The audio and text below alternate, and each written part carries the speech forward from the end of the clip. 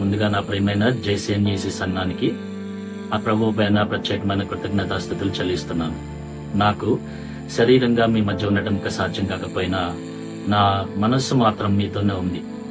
మీరు ప్రార్థనలో బలంగా నిలబడండి. ఎటువంటి కష్టం వచ్చినా వెనక్కి తగ్గకండి. ఎందుకంటే దేవుడు మీ ప్రతి అడుగును నడిపిస్తాడు. మీ ప్రేమ ప్రార్థనలు ఎప్పటికీ నాకు ఆనందాన్ని ఇస్తాయి. మీ హృదయం దేవుని శాంతితో నిండాలని కోరుకుంటున్నాను. జేరసింకు క్రైస్తవులో మీరు మన దేవుని సేవలు ఇంకా బలంగా వాడబడాలి. సువార్తను అనేక ప్రాంతాలకు తీసుకెళ్ళాలి. ఓకేనా? సన్నాంటి మీతో గడిపిన ప్రతి క్షణానికి జ్ఞాపకం చేసుకుంటున్నాను. ముఖ్యంగా మీ ప్రేమతో వండిన వంటల్ని చాలా మిస్ అవుతున్నాను ఆంటీ.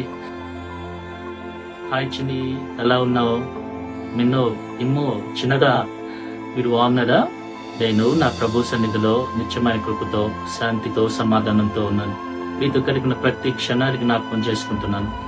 చిన్ని, మన పిల్లలను ప్రేమతో ధైర్యంతో దేవుని భయంతో పెంచి మన తండ్రి అయిన దేవుడు ఎప్పుడు నీకు ఆదరణగా ఉంటాడు. నేను ఇప్పుడు నీ జ్ఞాపకాల్లో ఉంటూ నీకు తోడుగా ఉంటాను. ఐ లవ్ యూ చిన్నడా. నిన్ను మీరు బాగా చదువుతున్నారని నాకు నమ్మకం ఉంది.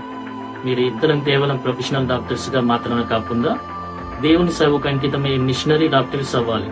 మన ప్రేమను బీవలను ఆ దేవుని యందు విశ్వాసాన్ని ఎప్పుడు విడిచిపెట్టకండి. ఇమ్ము, నువ్వు అమ్మని అక్కవాడిని జాగ్రత్తగా చూసుకోవాలి. ఎందుకంటే నువ్వు పంచే ప్రేమ వారికి ఒక ఆశ్రమం అవుతుంది. ఫ్రాంక్ గా చెప్పాలంటే నేను కూడా మీ అందరినీ చాలా మిస్ అవుతున్నాను. జాగ్రత్తగా ఉండండి.